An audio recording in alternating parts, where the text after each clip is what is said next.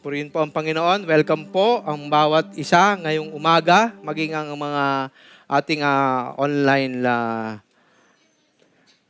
watchers ba yun? No, maging ang mga nasa online, no? Welcome po kayo. Kung ano man ang ginagawa nyo dyan ay maaaring pwede nyong bitawan muna at tayo po ay mag-concentrate sa salita po ng Panginoon sa umagang ito. Are we good? Yan, mukhang good naman po lahat. I see your smiles. Medyo nagre-reflect lang yung ilaw, kaya hindi ko masyadong makita yung iba. No? Okay, so ano po ang team natin ngayong buwan? Spiritual maturity. So, siguro pang ilang biyernes nyo na narinig? Dalawa? Pangalawa ngayon, no? So, pangalawa ngayon, dalawang Thursday, at ngayon ay second Friday. Second Friday, no? 14, okay. Spiritual maturity. So, alam ko po na we are all on the process of spiritual maturity, on the growth, spiritual growth ng bawat isa sa atin. Amen? Amen po. So, ang pag-aaralan natin sa umagang ito ay ito po. Moving from infancy to Christ likeness. Yan po yung my stages. 1, 2, 3, 4, 5, 6, 7. Panghuli yung 8, no? O 8 points po tayo ngayong umagang to. Nagkamot ulo sila, no? 8 points. Huwag po kayo mag-alala. Okay?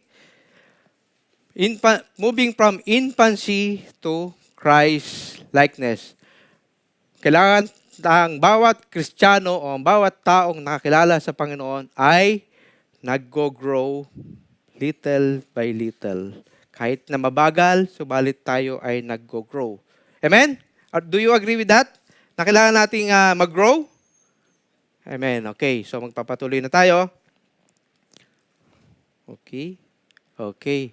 Ang ating pong verse, pwede po ba tayong tumayong lahat? Basahin po natin yung 2 Corinthians 3:18. Okay, basahin po natin lahat na sabay-sabay. And we all, who with unveiled faces contemplate the Lord's glory, are being transformed into His image with ever-increasing glory, which comes from the Lord, who is the Spirit. Tayo po manalangin. O hallelujah Lord Jesus, hallelujah Lord God, Panginoon, patuloy po mo kaming samahan sa umagang ito sa pag-aaral ng iyong salita. Lord, ikaw po magsalita sa aming harapan, Panginoon. Lord, gamitin mo lamang akong iyong mouthpiece, Panginoon, Lord God. Lord, patuloy pong buksan ang aming mga puso at isipan, Panginoon, Lord God, sa iyong salita. At pakasaliksikin mo po ang puso ng bawat sa puso sa amin. Lord, kung may nakikitang karumihan sa bawat sa amin. Lord, kung mayroong mga pagkukulang, mga pagsalansang, Panginoon, linisin mo kami, Panginoon. Patawarin mo po kami sa aming mapagkukulang, Panginoon. Linisin kami ng banal na dugo ng aming Panginoong Kristo sa umagang ito, Panginoon Lord God, at malayang kumilos ang banal na Espiritu sa aming kalagitnaan. Panginoon, katagpuin mo ang bawat isa ng inyong mga anak sa umagang ito, Panginoon. Lahat, maging mga nakikinig through online, Panginoon. Hipuin mo po ang bawat puso at isipan namin, Panginoon. Sa pangalan ni Jesus, Ama, ito pa ang dalangin. Amen and amen. Tayo po pwede na po makaupo. Okay? Sabi dito, no, yung veil, no? And we all who with unveiled faces, tinanggal na. No? Ano mo yung background po nito? Sinulat po ito ni Apostle Paul sa mga Kristiyano po sa Corinth, sa church in Corinth. Pinapaliwanag po niya dito yung contrast and the experience of Christian believers with that of Moses on Mount Sinai. Yung nagningning yung mukha ni Moses sa harap nila. Diba? Nakabail sila. Hindi nila kayang tingnan yung kaningningan ng presensya ng Diyos. While Moses covered his glowing face with a veil so that Israelites will not see its fading glory.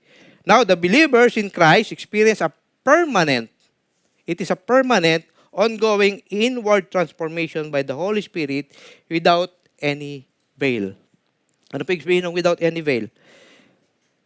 Unveiled faces means true faith in Jesus Christ.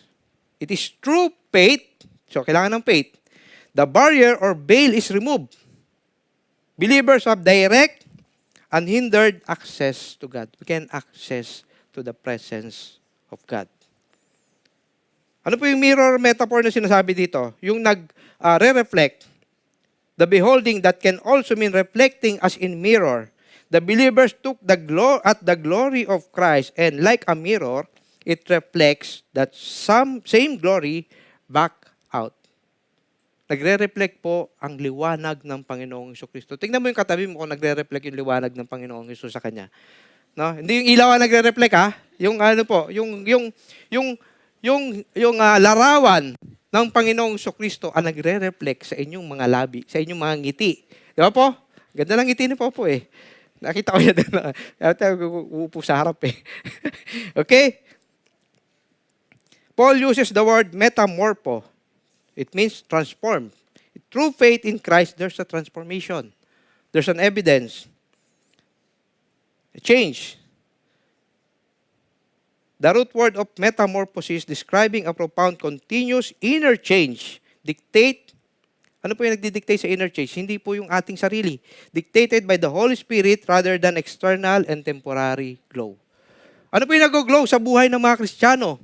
Yung kalarawan ng Panginoong Jesucristo, yung righteousness na meron ng Panginoong Jesucristo. Because we are sons of God, we are children of light. Amen? Tayo ay lumalakad sa liwanag. Ngayon, ano yung ating pag-aaralan? 3 point lang po tayo, hindi po tayo 9 na punto. 3 lang. So, matatapos ako ng 30 minutes siguro. Okay? Okay? One point. First point, pakipindot na lang po. Okay? Okay, okay, ito na. Ayaw tumuloy. Okay, first point. We need to desire to grow. Diba? From infancy to Christ likeness. Paano po tayo magiging kawangis ng Panginoon? No?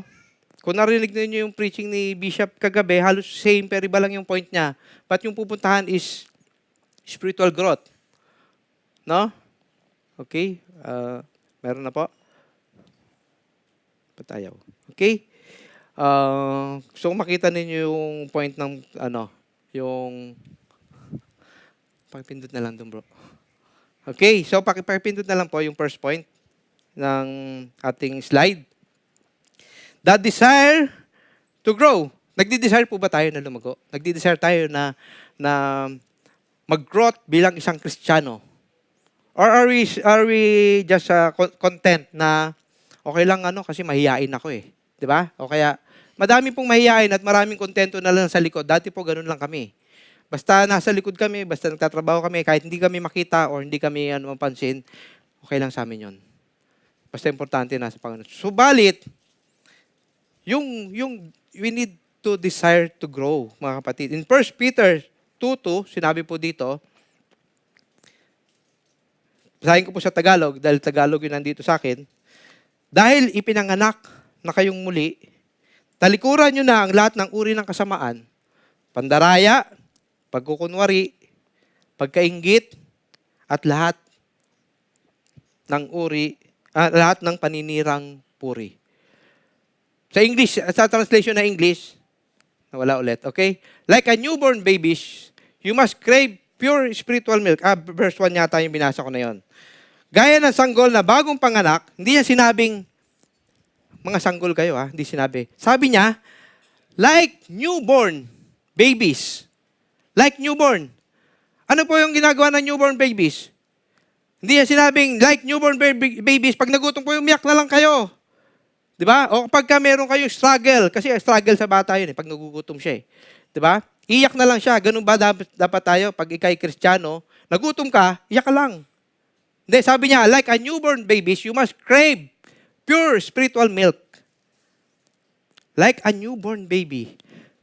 So that you will grow into full experience of salvation, cry out for this nourishment. Gaano kahalaga sa buhay ng isang Kristiyano ang salita ng Diyos. Like a newborn babies, pag walang milk, mamatay siya. 'Di ba? Mamatay siya. Ganun ba kahalaga sa buhay natin na hindi lilipas ang isang araw na hindi tayo magbabasa ng salita ng Diyos. Hindi lilipas ang isang araw na hindi tayo magme-meditate ng Word of God. Kasi hinahanap ito ng ating kaluluwa. Amen po? A pure milk, dalisay na gatas, unadulterated milk. Sabihin po ito, describe something as absolute, total, or complete. A spiritual milk represents the foundational basic truths of Christian faith. Kailangan may foundation. Alam mo yung foundation mo. Kasi pag hindi mo alam ang foundation mo at hindi nakabao sa bato, it will shake it and pwede itong tumatumba at pwede itong magiba. Amen? Gaano kahalaga yung foundation? Katulad ng physical milk na nagbibigay ng sustansya sa newborn baby, na pag hindi ka nakainom ng gatas, mamamatay ka. Sa bawat sandali ng buhay mo, kailangan mo yung gatas na yon.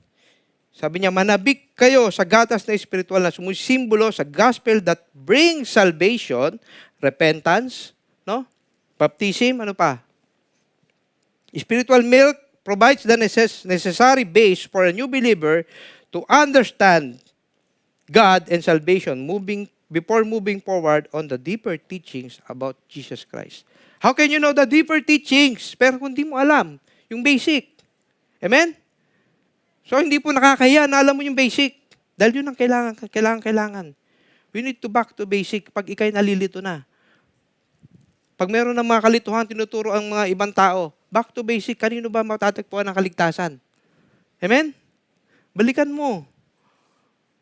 Teka lang, parang iba yung sinasabi nyo. Sabi nyo, sumapi lang ako sa iglesia nyo, maliligtas kami. Pero iba yung sinasabi ng Bible eh.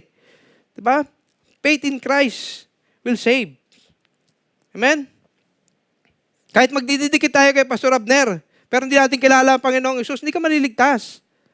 Amen? Pero nakadikit ka nga lang sa Kanya. Malay mo, mahawakan ka ng Espiritu niya. No? Kaya lagi ako nakadikit din dyan eh. Okay?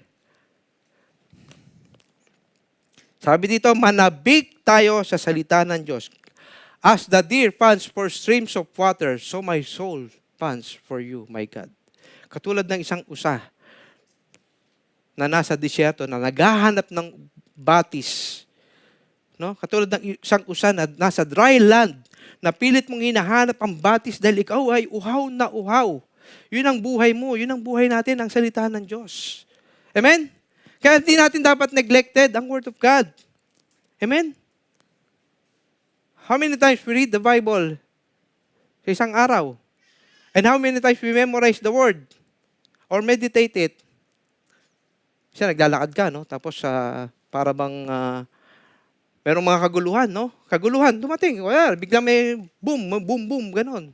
No? Anong maalala mo? Even though I walk through the valley of shadows of death, I will fear no evil. For you are with me. Your rod and your staff, they comfort me. Hindi mo ako papabayaan, Panginoon, anumang kaguluhan na nangyari sa aking kapaligiran. Pag hindi mo alam ang word, katapusan ko na yata, Lord. Di ba? Mag-worry ka. Dito na ba ako mamamatay? Di ba?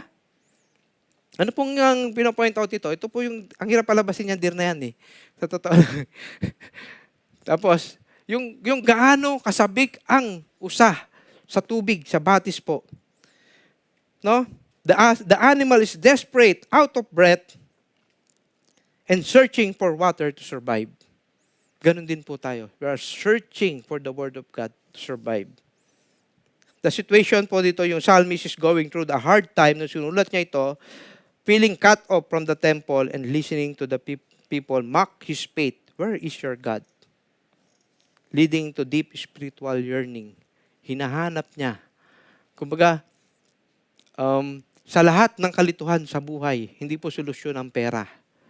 Na para mga iba, pera lang, may pera ka, okay ka na. Hindi po. Ang solusyon po ay ang Panginoong Hesukristo. Kapag meron kang Panginoong Hesukristo sa puso mo, hindi ka magkukulang. Tama? When we talk about Christ-likeness, we are talking about believers here. Of course, pag hindi ka believers, walang transformation. Those born of the Spirit through faith in Jesus. In John 3:3, sabi dito, Jesus answered, said to him, most assuredly I say to you, unless one is born again, he cannot see the kingdom of God. Sino kausap niya dito? Si Nicodemus, isa pong tagapagturo ng kautusan. Sabi niya, kasi po, Because the only way to enter God's spiritual family is by spiritual birth.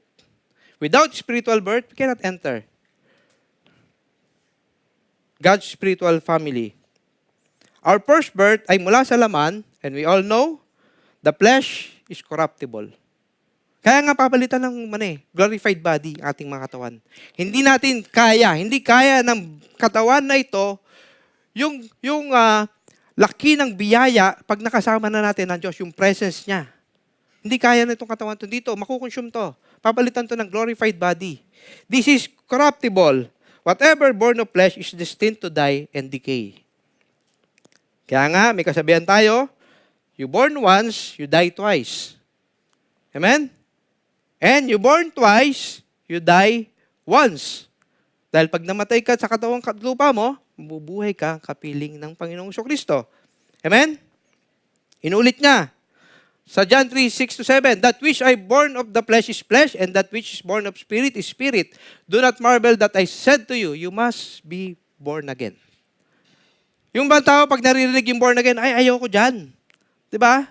Nung mga bata pa kami, niloloko kami lagi, ay, si alive, andyan na naman. Nilalayuan ka ng mga kaibigan mo kasi feeling nila parang nagbabanal-banalang ka daw. Eh, bago ka pa sa pananampalataya, ayoko na naasar lang nila ako eh. So, aatras ka dahil hindi mo kaya eh. Bata ka pa eh. Pero, ang katotohanan na ito, unless a man be born again, he cannot see the kingdom of God. Amen?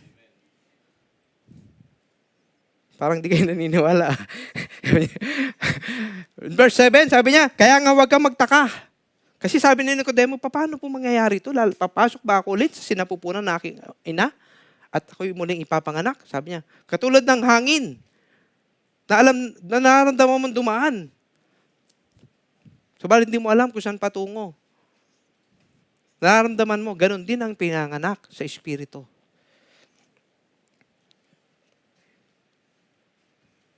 In 1 Peter chapter 1, verse 3, all praise to God, the Father of our Lord Jesus Christ. It is by His great mercy, because of His great mercy, that we have been born again. Because God raised Jesus Christ from the dead, now we live with great expectations. Amen? Kaya huwag kayong maniniwala. Sabi niya yung born again, ano yan eh? Buwang again, sabi. Parang ganon. Ganon daw yung mga born again kasi nawawala daw sa disposisyon. Sa totoo lang, hindi po daw ganon. Sabi ng pastor namin, ginagaya ko lang. Ganon naman daw, pabalik. Kasi, from sinning, and to turn your back on, wag 360 kasi babalikan mo siya ulit, magugulat ka, ikaw ulit. Parang ganon. Pag binalikan mo yung kasalanan, nakaharap ka sa kanya eh. Tinalikuran mo. Tapos, habang lumalakad ka sa Panginoon, naalala mo, parang mas masarap yata doon balik ako. Ikaw na naman. Ikaw yung dati kong kaibigan eh. Huwag mo nang balikan yung dati mong kaibigan. Amen?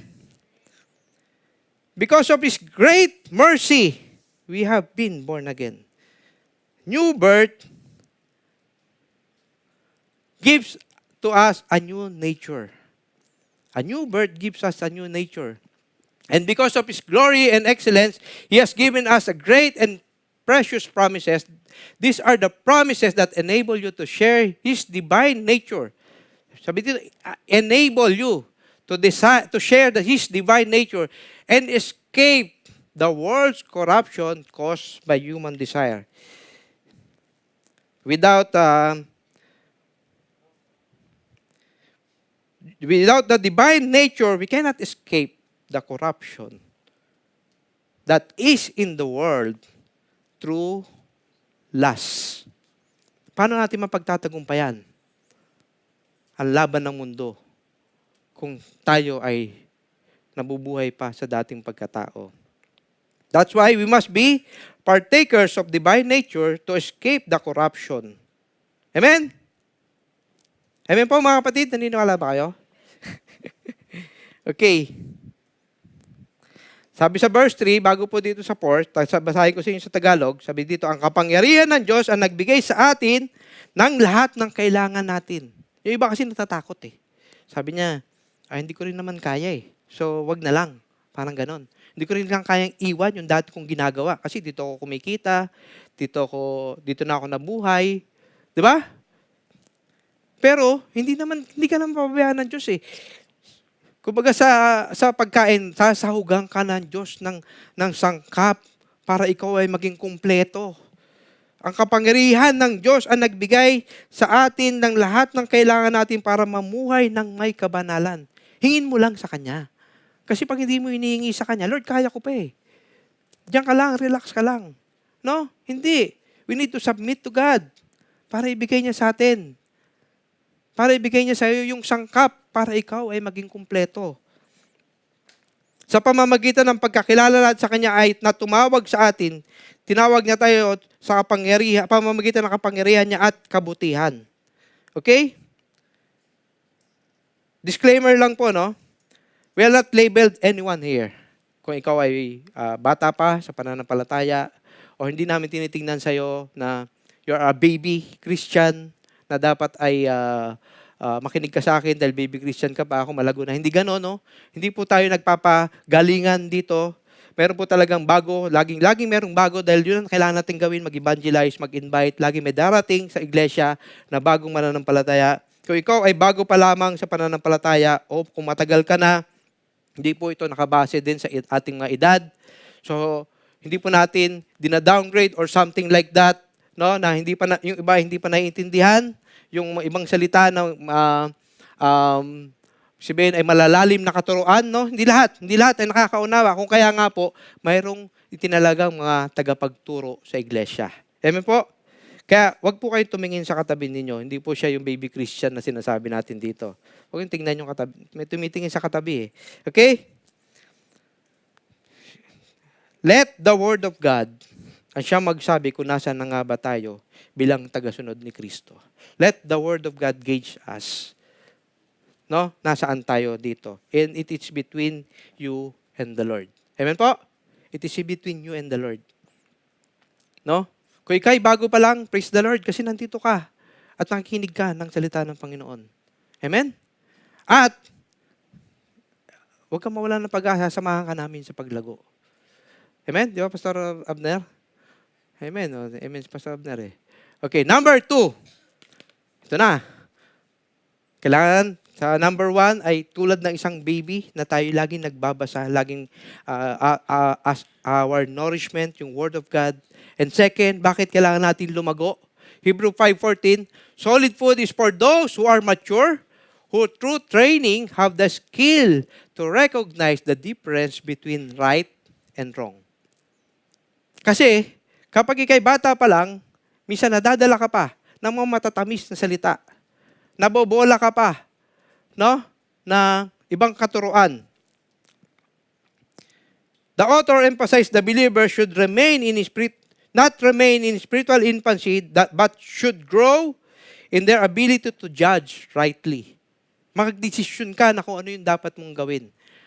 Yung nakatatayo ka na. Ito, tingnan mo yung sumunod na picture, no? Mula sa baby, no? Mula dito sa ba yung first point natin? Hindi, ito pala. Yan, no? Mula sa baby, no? Ngayon, lumalaki na. So, ibig sabihin, nakapaglalakad ka na. Paano ibig sabihin nun? Nakatatayo ka na sa sarili mong pananampalataya. Kahit nalibaking ka ng tao, hindi, ito na yung pananampalataya ko. Lalakad ako. Amen? Magpapatuloy ako. Kahit na anumang problema ng buhay na dumating sa'yo, anumang pagsubok, magpapatuloy ka sa Panginoon. This growth is likened to the physical development of a person where experience leads to wisdom. Diba, sabi nga, yung mga puti ng buhok, diba, mas matanggal na experience sa mundo, mas maraming may papayo sa mga kabataan, no? Wag na kayo tumingin puting buhok ko. No? Yung bang edad, as a Christian also, habang tayo nag-grow, no? Natututo ka, nat-discern mo. Yung bang strong meat is suggested maturity in faith, indicating that deeper understanding to discern between good and evil. Kahit anong sabihin sa yung tao, okay lang yan. Hindi yan okay kasi nakakasama ka ng loob ng tao. Diba? Hindi okay na basta sabihin mo lang kung ano yung nasa isip mo. Dahil prangka ka lang. Sabi ng Panginoon, do not let the unwholesome talk come out of your mouth. Amen? Kasi minsan, syempre, sabi nga ni Bishop kagabi, nagtatabaan daw, sabi niya, nag-arayan yung mga tao eh. Sabi ko, hindi naman mataba, Bishop, chubby lang. No? Minsan, pag may nakarinig ng gano'n, nakakasama ng loob eh. Di ba?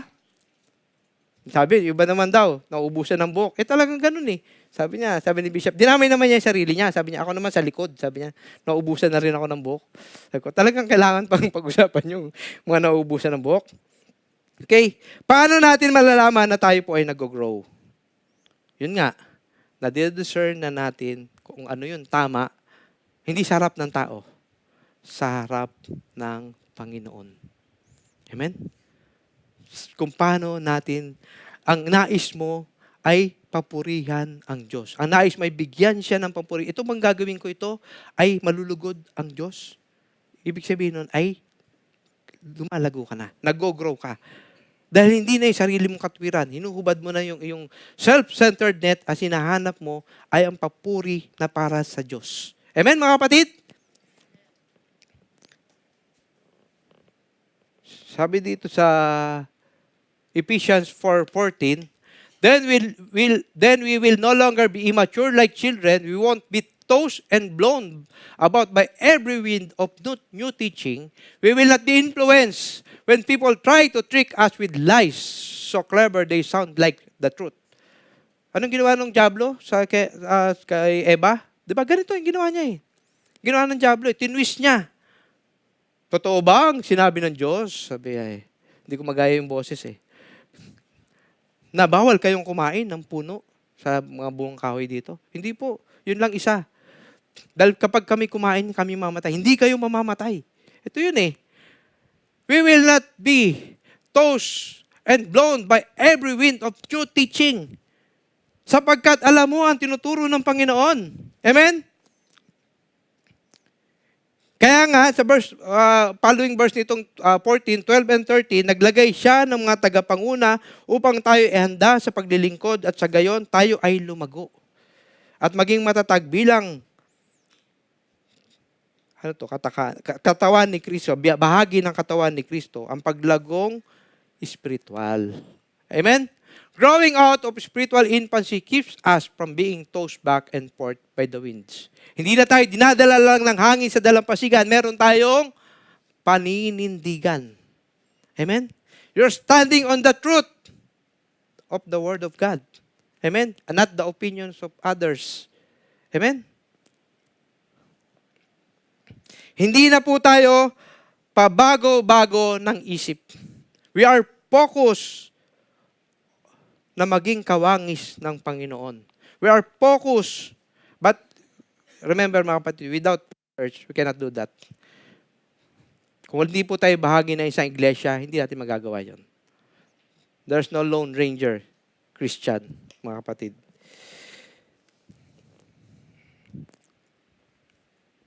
Okay. Wala pa po tayo dyan. Maturity makes us stand firm in the midst of trials and persecution. Without maturity, persecution comes, matatakot tayo. Kaya nga last month, pinag-aralan natin the armor of God. Because we understand that we are wrestled not against flesh and blood. That is why we need to be prayerful, we need to be stand firm in faith.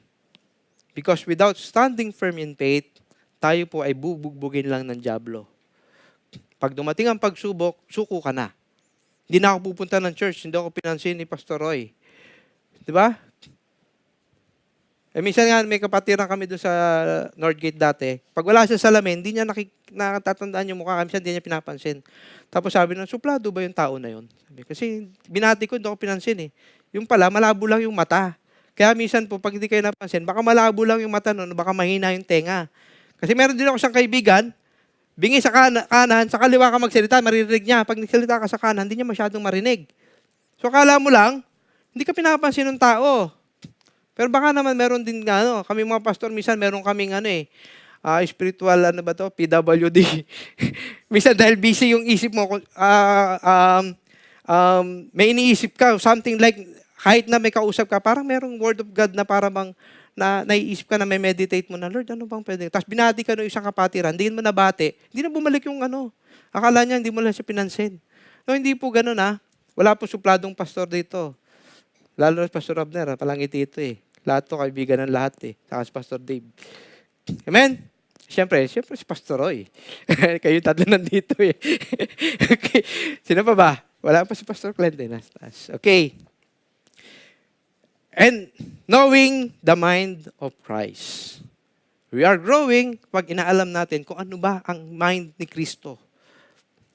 Paano nagre-react ang Panginoong Yesus nung siya inatake ng tao? Paano siya nag-react? Isipin natin yun. Kapag sinabi ba sa'yo, kala mo naman to kung sinong mabait. Magre-react ka kagad. Bakit? Mas mabait naman ako sa'yo. Diba? Ganun eh. Nag-react ka kagad. Sabi niya, slow to speak. Diba sabi ng Panginoon? I-analyze mo muna. Baka naman di ganun yung ibig niya sabihin. No? Slow to anger. Huwag kayong palapatol. Amen, mga kapatid? And basahin ko lang po ito. Hindi ko na nilagay ito dito. 2 Corinthians 4:17-18. Sapagkat ang paghihirap na dinaranas namin sa mundong ito ay panandalian lamang at hindi naman gaanong mabigat. At dahil sa aming mga paghihirap, may inihandang gantimpala ang Diyos para sa amin na mananatili magpakailanman at hindi mapapantayan. Kaya nga, hindi namin pinapahalaga ng mga bagay na nakikita sa mundong ito, kundi ang mga bagay na hindi nakikita sapagkat ang mga bagay na nakikita ay panandalian lamang. Lahat na nakikita natin dito ay panandalian lamang. Pero ang mga bagay na hindi nakikita ay walang hanggan. Yung biyaya ng Panginoong Hesukristo. Sinabi niya dito, no, ang paghihirap na dinaras namin sa mundong ito ay panandalian lamang at hindi ganun kabigat. Alam mo ba yung naranasan nila ni Apostle Paul? Shipwreck. Nakulong. Amen? Sabi, hindi mabigat, no? Di ba? Gaano kahirap yun? Nalagay sa alanganin ng kanilang buhay. Pero they treat us as okay lang yan kasi hindi kami, our eyes is not focused on this world.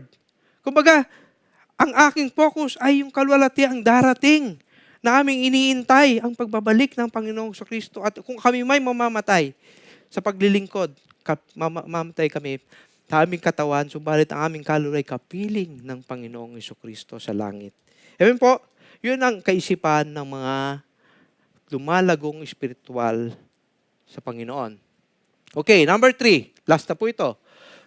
Grown men, matured Christian.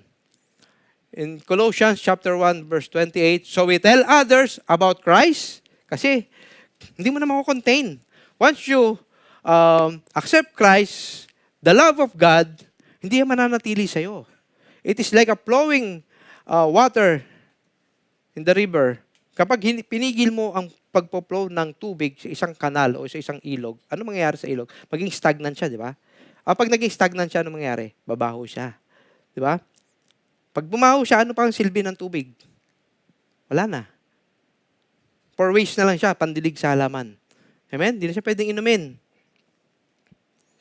Kaya sabi dito, we tell others about Christ, warning everyone and teaching everyone with all the wisdom of God has given us. We are sharing the Word of God. And we want to present them to God perfect in their relationship to Christ. Amen? Walang bahid, dungis. Kaya kung meron mga kapatid na hindi nyo na nakikita sa church, try to call them. No? Try to reach out for them. Tayo ay nagtuturo ng may katapatan sa Diyos na may bihagi natin ang mabuting balita ng kaligtasan na ng may pagtitiwala at pananalangin. And what about the long-time ministers? Kung long-time minister ka na, ano na ang kalagayan ng isang long-time ministers? Bakit pag minsan may mga long-time ministers na sumasablay? Bakit po? Bakit merong mga matatagal ng pastor, evangelist, self-proclaimed son of God? No? Nag-umpisa sila lahat ng tama. Amen? Nag-umpisa sila lahat ng ang nila ay makapag-share ng Word of God. Pero bakit sila sumasablay, mga kapatid?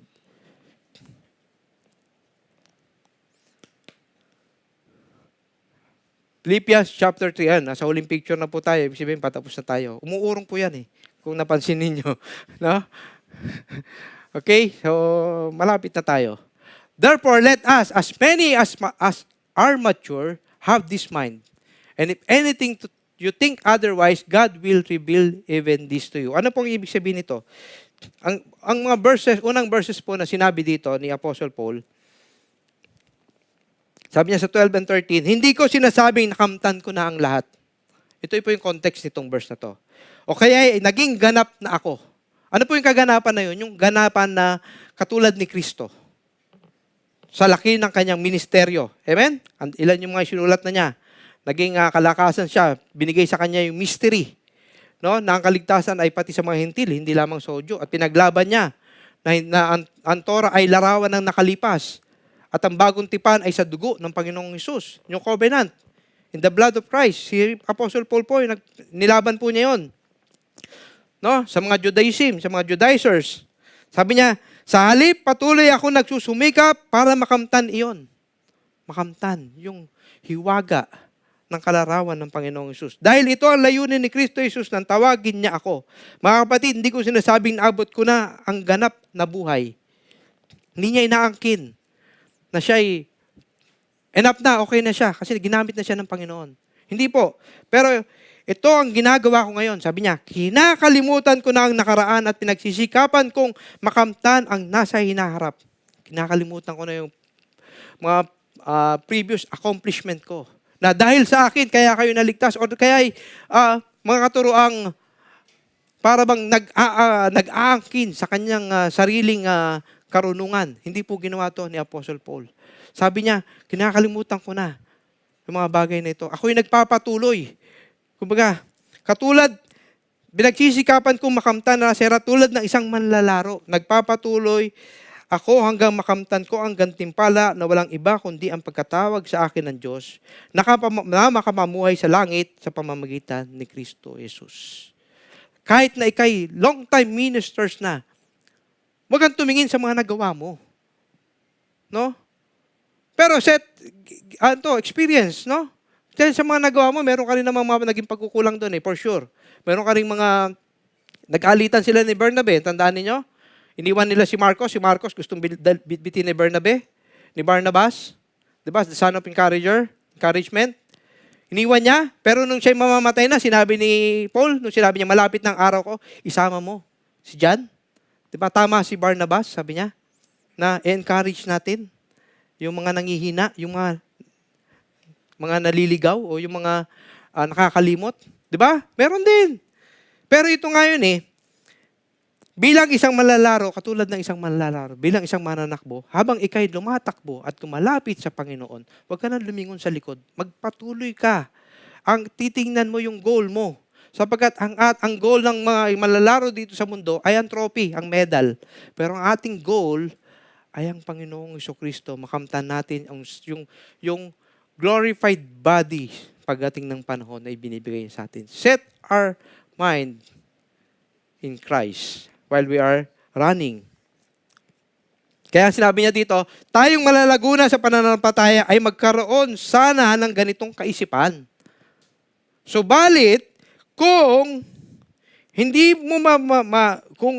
pa ganito ang ating pag-iisip, ibig sabihin, hindi pa man dumarating dun sa aspeto ng ganun po ang ating isip, huwag kayong mag-alala. Ipapaunawa sa atin ito ng Diyos. God will reveal this to us. Apostle Paul states that he has not yet reached spiritual perfection. Instead, he compares the Christian life to a race. We are not racing to each other, mga kapatid. Tandaan natin yan. Sa iglesia ng tunay na iglesia ng Diyos, hindi po nagpapaligsahan dito. We are helping each other out. Amen? Kung wala pong nanalangin sa akin, wala ako dito sa harapan ninyo. Kung wala nagturo sa akin nun, kung hindi nila ako tinulungan, wala ako dito. Tinulungan din po ako. Lahat ng pastor natin, nag-umpisa rin po sa hindi pa namin naintindihan ito. Amen? Instead, he compares the Christian life to a race, explaining that he forgets his past, focus on forward the goal of knowing Christ to win the heavenly prize. We are aiming for the heavenly prize. And this maturity, sabi dito, kaganapan sa espiritu ng mga mananampalataya. Ang may malalim na pangunawa sa pananampalataya ay magkaroon ng ganitong pag-iisip. Do not focus on mga bagay na lilipas. Okay lang yun, nagtatrabaho tayo rito. Pero do not put your heart lahat doon. Huwag po. Diba? Huwag nating mahalin ng higit yun sa pagmamahal sa Panginoon. Kaya sinabi niya doon, iba nagtataka, no? Sabi niya, Jacob I love and Esau I hate. Hate ba talaga yon? Hindi po. More than. He loved Jacob more than Esau. Kasi si Esau, pinagpalit niya yung kanyang karapatan bilang panganay sa isang mangkok ng kanin. Ng pinggan ng pagkain. Wala pala palang kanin nung araw. No? Siguro meat yun or something like food or something. No? Sabi niya, baliwala sa akin yan. Pakainin mo lang ako. Sabi niya kay Jacob. Ibig sabihin, nakita ng Diyos sa puso ni Esau na hindi niya pinapahalagahan. Ano nawala sa kanya? Isang bansa na itinalaga ng Diyos. Amen? Siya dapat yun eh. Maturity involves both knowledge and right disposition in following Christ. Ang maturity po ay nagpapakitang tayo ay may kasamang tamang kaalaman at mabuting ugali sa harap ng pagsubok. Sa harap ng pagsubok, pipiliin mo ang mabuti. Pipiliin mo ang tama. Kaya kapag ikay nalilito na, there's a gray area in your life. Lord, anong gagawin ko? Isa lang ang lagi mong isipin, ito ba ay makalulugod sa Diyos? Pag ito'y makalulugod sa Diyos, gawin mo. Hindi na nagpa-fight back sa mga taong umuusig sa'yo dahil hindi makalulugod sa Diyos pag nag-fight back ka. Amen? We didn't fight back for those who hurt us. Hindi tayo self-centered at lagi naghahanap ng atensyon. Ang Kristiyano po ay hindi self-centered at hindi attention seeker. Amen? Mga kapatid? Walang bida-bida dito, walang Jollibee. Pwede tayo mag-Jollibee. Amen? Spiritual growth is a lifelong journey of becoming more like Christ through the process of sanctification. We are all work in progress. Kaya wala pong may iwan bilang isang iglesia ng Panginoon. Amen? We need to be connected to each other, mentoring each other. Amen? We need a body-body. We need the accountability partner. No? Na magpapaalala sa atin. Sa aming mga pastor, meron kami accountability partner.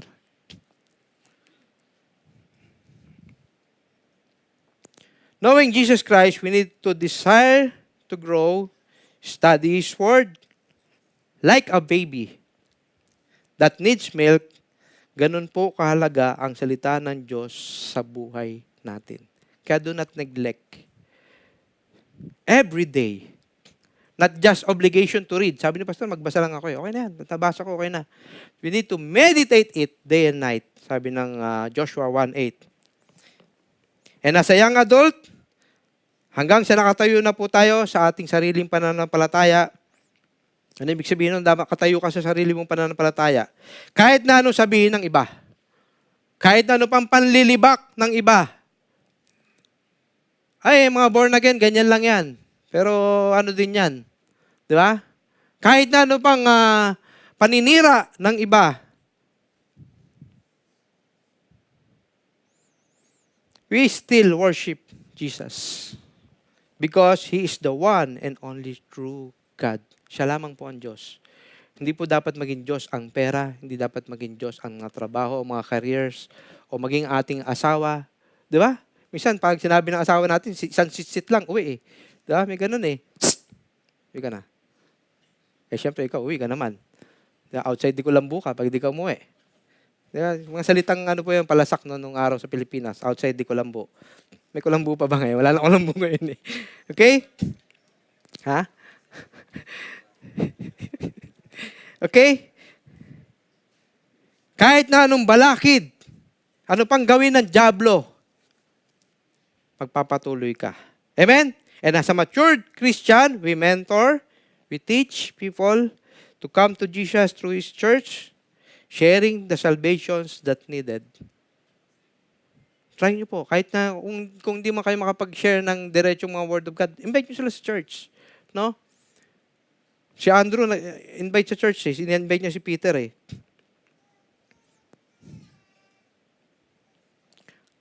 Reflecting the life of Jesus in our lives by living guided by the Holy Spirit. Without the guidance of the Holy Spirit, there's no reflection, mga kapatid. That's why we need to live by the Spirit. Amen? Galatians chapter 5, verse 25, since we are living by the Spirit, let us follow the Spirit's leading in every part of our lives. Not on the other parts of our lives. But our finances, I will not put the leading of the Holy Spirit in my finances. I will not put yung aking career. Unahin ko yung aking career kasi marami pa akong plano sa buhay. Sabi dito, in every part of our lives. Proverbs 3, 5 to 6. Kabisado nyo ba yung 3, 5 to 6? Proverbs 3, 5 to 6. Diba? Trust in the Lord with all your heart and lean not on your own understanding. Okay, buti po, kabisado natin sapagkat kapag tayo naguguluhan, kapag may mga decision sa buhay na hindi natin kayang sagutin, trust God. Magtiwala tayo sa Panginoon. In all your ways, acknowledge Him and He will direct your paths. Amen? At dahil nga namumuhay na tayo sa kapangyarihan ng Banal na Espiritu, magpatuloy tayo, mga kapatid, sa patnubay nito. Paano natin malalaman tayo pinapatnubayan ng Banal na Espiritu? Paano natin malalaman ang guidance ng Holy Spirit? Obedience is the key to spiritual maturity. We need to abide in the Word of God. Amen po, palakpakan po natin ang Panginoon. Tapos na po tayo. Sakto yan. Tayo po'y manalangin. Tayo po tayong lahat. Hallelujah, Lord Jesus.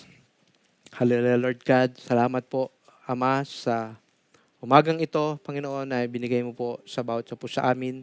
Salamat po sa inyong salita, Panginoon, Lord God, na ang aming tinuro mo sa amin, Panginoon, ang aming buhay, Panginoon, Lord God, ang aming nourishment, Panginoon, ay inyong salita bilang mga anak mo, Panginoon, na tinawag, Panginoon. Ang inyong salita na siyang magpapalakas at maggagabay sa amin, Panginoon. Lord, bigyan mo po kami ng hunger, bigyan mo po kami ng thirst, Panginoon, to read your word, Panginoon, and to pray, Panginoon, Lord God, upang mapaglabanan namin ang tukso, Panginoon, sapagkat sinasabi mo nga, mahina ang laman, but the Spirit is willing, Panginoon. Lord, dalangin namin, Panginoon, Lord God, patuloy mo pong katagpuin ang bawat isa sa amin, Panginoon, sa umagang ito, Panginoon, Lord God. And we want to be a matured Christian, Panginoon, that not tossed by the wind, Panginoon. Kung hindi na nakatayo sa harapan mo, Panginoon, Lord God, na with confidence, fully persuaded, Panginoon, Lord God, na kami ay yung mga anak, Panginoon, Lord God. May paninindigan, Panginoon, Lord God, na kami inyong tinawag, Panginoon. Kami inyong itinalaga, Panginoon, Lord God, bilang iyo, Panginoon. Lord, patuloy mo po kaming hawakan, lalo-lalo ng lahat ng anak mo sa iglesyang ito, Panginoon, maging sa Alcor, maging QEC Philippines, Panginoon, Lord God.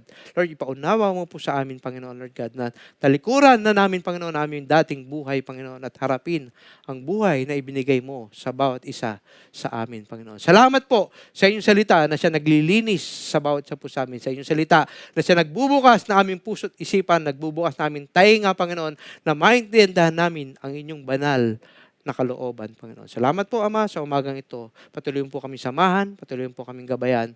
Sa buong maghapon, lahat namin gagawin, Panginoon, ay ikaw po ang mapuri sa aming buhay. Sa pangalan ni Jesus, Ama, ito pa aming dalangin. Amen and amen.